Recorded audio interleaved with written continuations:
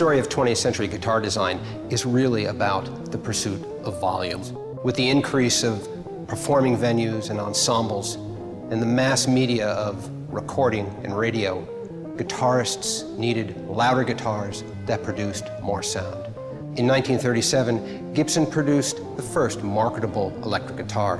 By 1948, Fender had burst upon the scene with a solid body electric guitar, and Gibson was forced to follow suit.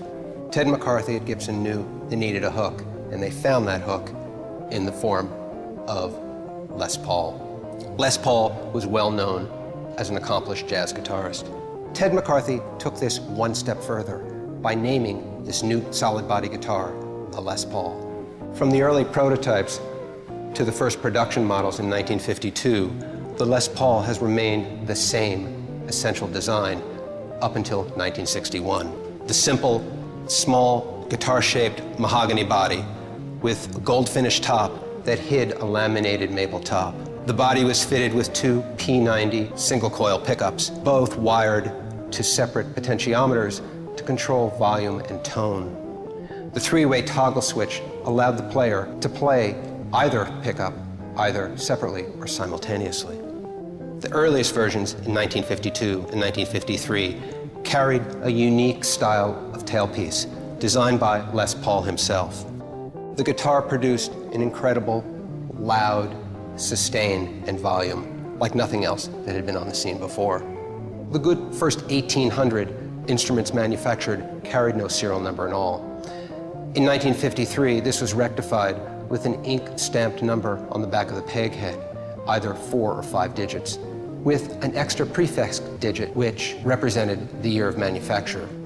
Of the over 9,500 Les Pauls that were produced, it is the 1,700 made between 1958 and 1960 that are the pinnacle of the manufacture and design.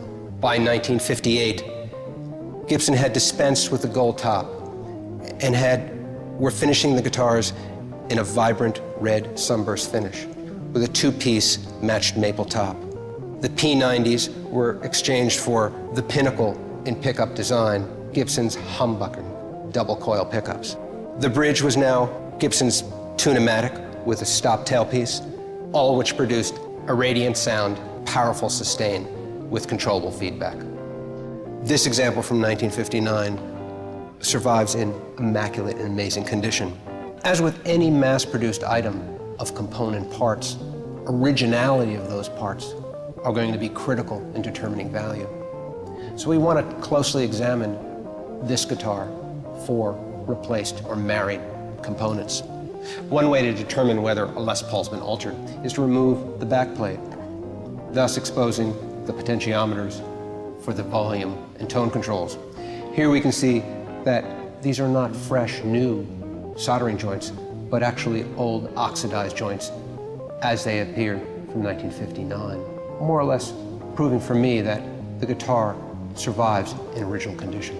The innovative jazz and popular song guitarist Les Paul loved the guitar, but what he didn't realize was that it would become an iconographic tool for generations of rock and roll guitarists to come.